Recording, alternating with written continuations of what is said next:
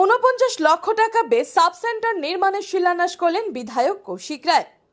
মঙ্গলবার কাছাড়ের গোসাইনগর এলপি স্কুলের পাশে প্রায় 49 লক্ষ টাকা ব্যয়ে একটি সাব সেন্টার নির্মাণ কাজে শিলান্যাস করেন বিধায়ক কৌশিক রায়। পরে এ উপলক্ষে আয়োজিত সভায় বক্তব্য রাখতে গিয়ে বিধায়ক কৌশিক রায় বলেন, কেন্দ্র সরকার অর্থাৎ নরেন্দ্র মোদীর সরকার মানুষের স্বাস্থ্য পরিষেবা উন্নত করতে সদা তৎপর, যার প্রমাণ প্রতিটি গাঁও পঞ্চায়েতে পাওয়া যায়। জিপি ভিত্তিক কেন্দ্রীয় সরকারের মঞ্জুরিকৃত প্রকল্পের মাধ্যমে এনএইচএম এর অধীনে নির্মাণ হচ্ছে সাব সেন্টার। লক্ষ্মীপুর বিধানসভায় প্রায় 20টি আরোগ্য সেবা কেন্দ্রের কাজ হচ্ছে, আর এসব শীঘ্রই উদ্বোধন হবে বলে জানান বিধায়ক কৌশিক রায়। শিলান্যাস অনুষ্ঠানে ছিলেন বরাদপ্রাপ্ত ঠিকাদার রঞ্জিত দাস, স্থানীয় পঞ্চায়েত সদস্য তথা বিজেপি নেতা রাজেশ দাস, পূর্ত বিভাগের কার্যনির্বাহী অভিযন্তা নূর আহমেদ সহ স্থানীয় জনগণ। সুস্মিতা দাসের রিপোর্ট। 50 লক্ষ টাকা মঞ্জুরিকৃত এই গোসাইনগর সাব সেন্টারের আমরা শিলান্যাস করেছি। ন্যাশনাল হেলথ মিশন থেকে কেন্দ্র সরকারের যোজনার অধীনে আমরা এই টাকা পেয়েছি। আর এখানে আপনাদেরকে বলতে অত্যন্ত আনন্দ লাগে যে আমরা এই বিগত এক বছরে আমরা প্রায় 20টা সাব সেন্টারের কাজ আমরা শুরু করেছি। একটা দুইটা নয়, লক্ষ্মীপুর সমষ্টিতে আমরা এরকম 20টা সাব সেন্টারে আমরা কাজ আরম্ভ করেছি। আজ আমরা চেষ্টা করছি যে কাজগুলি কমপ্লিট করতে 6 মাস 7 মাস লাগবে, কিন্তু আমরা চেষ্টা করছি যে এবছর ডিসেম্বর মাসের মধ্যে যাতে আমরা 10টি সাব সেন্টার আমরা উদ্বোধন করে দিতে পারি। এই সাব সেন্টারের বিষয়ে এখানে ইঞ্জিনিয়ার মহাশয় বলেছেন যে আগের যে সাব সেন্টারগুলি ছিল সেখানে মানুষ বসার ব্যবস্থা ছিল, নিচে যে লেবার রুম থেকে শুরু করে ফার্মেসি, ডাক্তারের বসার, এএনএম জিএনএম বসার ব্যবস্থা থাকবে এবং তারা যাতে সবসময় স্বাস্থ্য পরিষেবা সার্ভিস আমাদেরকে দিতে পারেন সেই জন্য উপরে কোয়ার্টারের ব্যবস্থা থাকবে।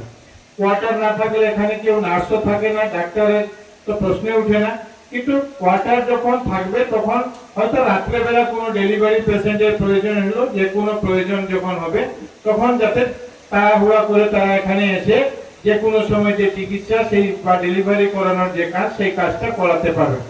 আপনাদের সবার কাছে আমার অনুরোধ যে রাস্তা হচ্ছে, এই জন্য আমি ইঞ্জিনিয়ার মহাশয়কে বলেছি যে রাস্তা থেকে যাতে লেভেলটা উঁচা থাকে, রাস্তার উপরে যাতে থাকে, কারণ আর না হলে রাস্তার জল সব হসপিটালে যাবে, সেটাতে কোনো লাভ হবে না।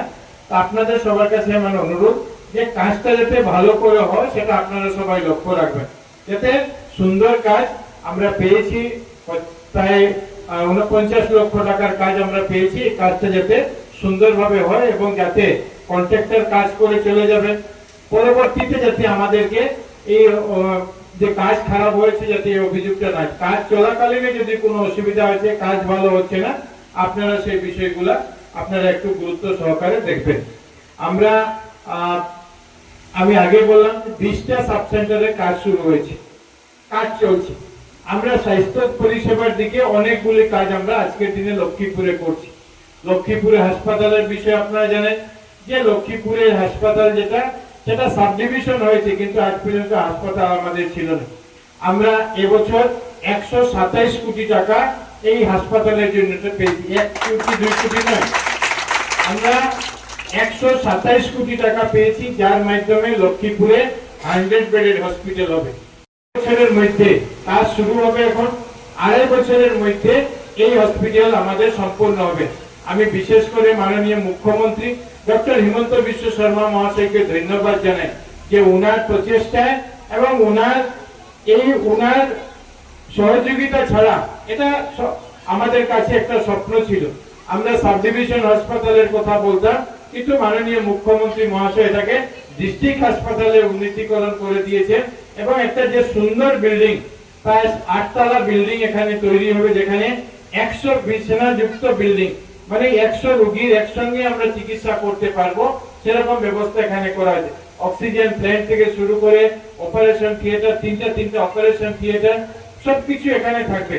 যে আমাদের এখানকার লক্ষ্মীপুর হাসপাতাল নির্মাণ হওয়ার পর এখানকার রোগীদেরকে আমাদের শিলচর মেডিকেল কলেজে আর যেতে হবে না, আমরা আমাদের সেই চিকিৎসা আমরা আমাদের এই বিধানসভাতে আমরা করাতে পারবো। যেহেতু লক্ষ্মীপুর হাসপাতালের কাজ শুরু হবে, 2.5 বছর এটার জন্য প্রয়োজন, প্রায় 30 মাস এটার জন্য প্রয়োজন পড়েছে। এই জন্য এখন আপনাদের এখানে যে আপনাদের জিপিতে যে ছোটমামদা মডেল হাসপাতাল ছিল, এই হাসপাতাল দীর্ঘ বছর থেকে কাজ শুরু হয়েছিল, কিন্তু কাজ সম্পূর্ণ হয়নি। আমরা কাজ সম্পূর্ণ করে এবার মার্চ মাসে সেই হাসপাতাল আমরা শুরু করেছি। এখন সেই ছোটমামদা মডেল হাসপাতালের কাজ চলছে। লক্ষ্মীপুর হাসপাতাল যতদিন সেখানে কাজ চলবে, এই পুরো লক্ষ্মীপুর হসপিটালকে এখন ছোটমামদাতে নিয়ে আসা হয়েছে। এখন লক্ষ্মীপুর হাসপাতালের যে কাজ, ডেথ সার্টিফিকেট, বার্থ সার্টিফিকেট থেকে শুরু করে প্রত্যেকটা কাজ, এই কাজগুলো ছোটমামদাতে এখন চলবে। এই জন্য আপনাদেরকে আমার অনুরোধ যে এই এলাকায় যাতে স্বাস্থ্য পরিষেবা আমরা উন্নত করতে পারি, সেই লক্ষ্যে আমরা এই কাজ শুরু করছি। আগে ছোটমামদাতে একজন ডাক্তার ছিলেন, এখন 3জন ডাক্তার লক্ষ্মীপুর এই হাসপাতালে, তিনজন ডাক্তার এখন ছোটমামদা হাসপাতালে আছে। নার্সের সংখ্যা আগে থেকে বৃদ্ধি হয়েছে।